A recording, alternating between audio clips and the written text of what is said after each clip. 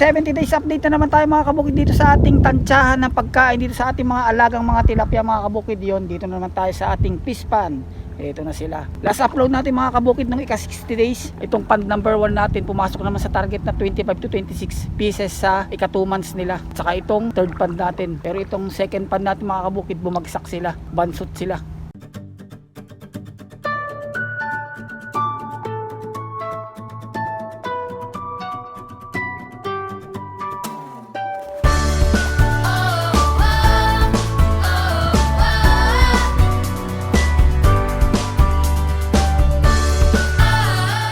Ngayon, ika 70 days, titignan natin kung pagbabago ba kumpara nung ika 60 days. Sisigla nila. Bali mamaya mga kabukid, meron naman tayong bagong tip. Pero bago yun mga kabukid, ito muna yung mga videos nila nung after 60 days. 62 days mga kabukid. Ano sila? Ang pakain na natin ngayon is 2 beses na lang sa isang araw. Saka isang timba na to. 10 tabo to mga kabukid. Nasa kwan na to. 7 kilo. Grower mga kabukid.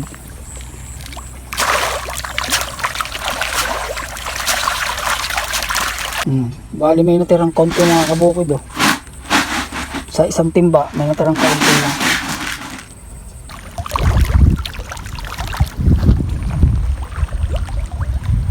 Sigla nila oh.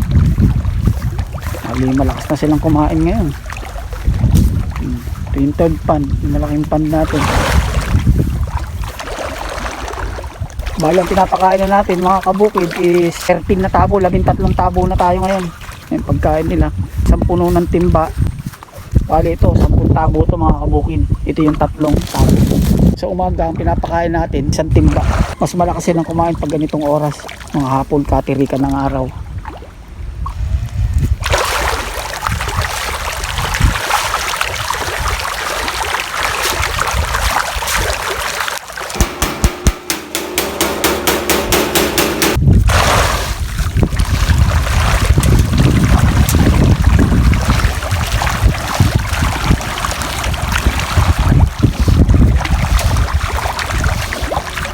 ...66 days mga kabukid, ito na sila. Dito tayo sa pan number 1, titingnan natin sila. Bali ang pakain natin is ganun pa rin. Sa umaga isang ganito, tanghali 13 na tabo, isang timba at 3 tabo mga kabukid. Silipin uli natin sila kung gaano kalalaki.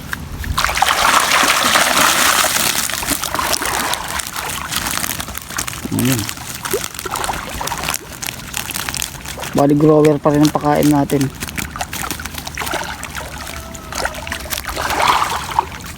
Higit 3 fingers na sila oh.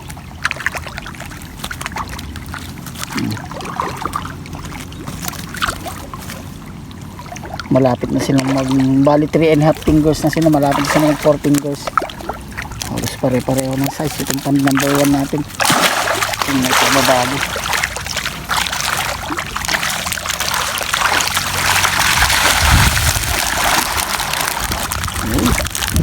Parang umahabol sila mga kabukid oh.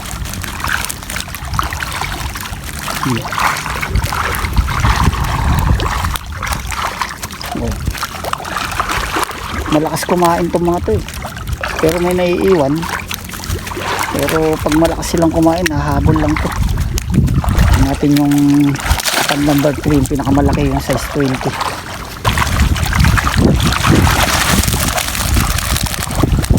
Ito yung mas malalaki mga kabukid. Ganda ng size.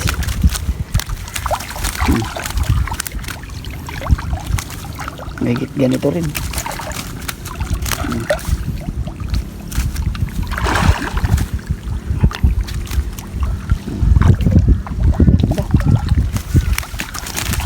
Size 20.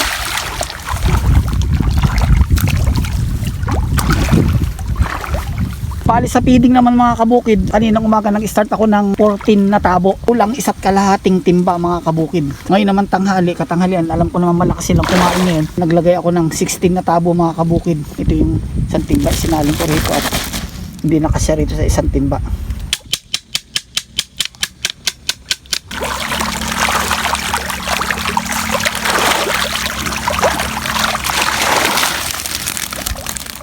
Wow, malaki na nila mga kabukid oh. May 3 fingers na. Ayos tong first pond natin mga kabukid. O 10 days lang. Ito lang pinakamaliit nyo, 3 fingers na rin. O 4 fingers na. O, 70 days mga kabukid. Nung 60 days megit ganito. Ito pang 4 fingers no. Ito 3 fingers halo-halo pero makakahabol yung mga yan. So dire-diretso lang ang grower natin mga kabukid.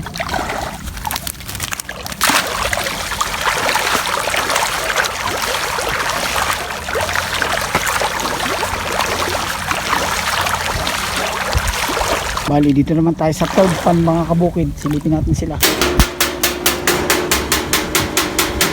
May mga 4 fingers na rito dati.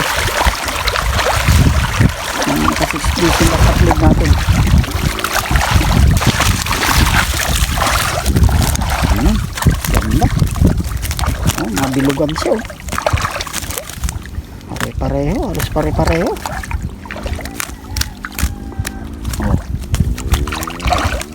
Hingit 4 fingers na mga kabukid o 4 fingers halos pareho ng first pond natin. Ito yung pinakamaliit niya. Pasok ito mga kabukid.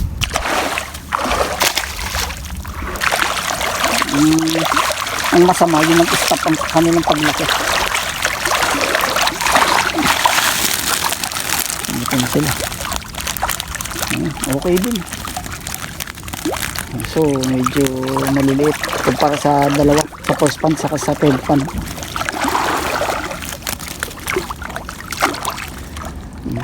Three fingers na rin mga kabukid. Hopefully makahabol to. Makahabol lang to.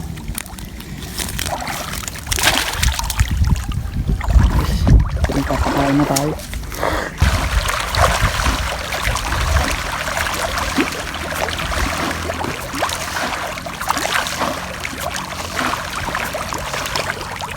Natin sila yung mga tamad kumain.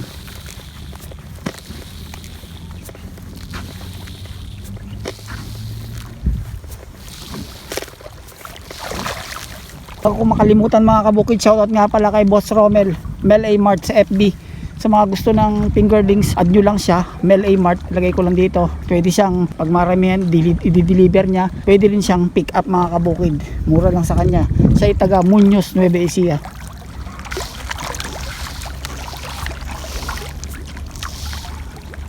Tip mga kabukid, problema natin sa pag-aalaga ng tilapia natin mga kabukid ay yung mga ibon. Kung paano natin mawawala, kung paano sila mapupulawi dito sa ating pispan. Kasi ang mga ibon, gaya ng mga tagak, uwak, yan, mga tigkaak na sinasabi nila rito, malakas umubos ng tilapia yan mga kabukid. Lalo na kung mga gaganito na sila, gaganyan, yan, hanggang ganito, depende sa bunganga nila, kayang-kaya nila kumain ng tilapia mga kabukid. Marami ring pamamaraan mga kabukid ng panakot sa ibon. Andyan yung katulad niya, no, scarecrow mga kabukid, pero kuminsan bantad na rin yan mga kabukid. Halos hindi na rin sila naniniwala sa ganyan. Ribbon ng BHS, kadkad mo lang siya, okay na mga kabukid, pero wala na rin namang available na ganun ngayon kasi nga bihira na ang Betamax saka BHS. Ganun din mga kabukid yung mga BCD, DVD, kaso nga lang maraming konsumo ang mga gamit mo. Pero itong ititip ko sa inyo mga kabukid, simple lang, ito lang siya, oh.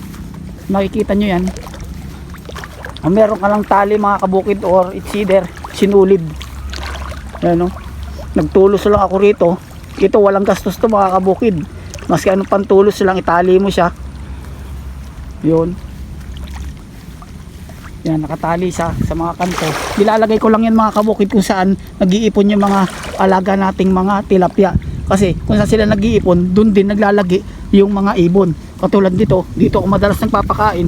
Unang nagpapakain mga kabukid, bago ko sila ikutin, nandito sila. Sinulid lang siya mga kabukid.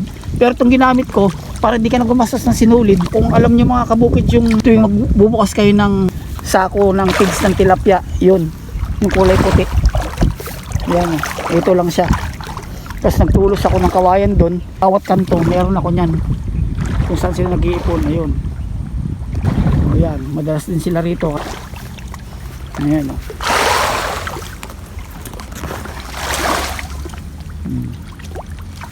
So hindi sila makakalapit mga kabukid. Kasi ang ibon mga kabukid, pag nakakita ng tali yan, wala kasi ng pakiramdam nila. Baka iniisip din nila na sila ay sinisilo o hinuhuli.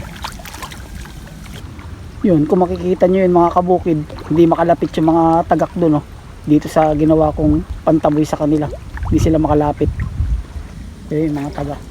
Papansin nyo rin mga kabukid na bakit ganun lang, hindi natin nakuha yung target na harvest natin. Anong pala, umuunti na sila kakakain ng mga ibot. Dapat pag nag-umpisa pa lang na magganyan mga kabukid, maglagay ka na ng ganito. Mas maganda nga pala kung kulay puti siya.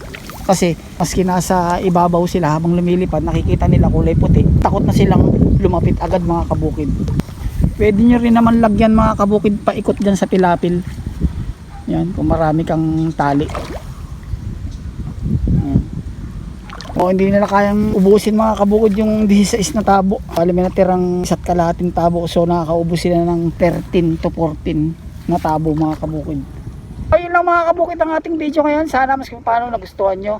Hopefully sana kumita tayo mga kabukid. Sa mga hindi mo nakasubscribe ng ating channel na Benoy's Channel, baka pwede naman pa-subscribe mga kabukid. Benoy's Channel FB page, pakipollow na rin. Saka sa TikTok Benoy S mga kabukid, sa ating FB account na Ruben Saturno. Salamat mga kabukid.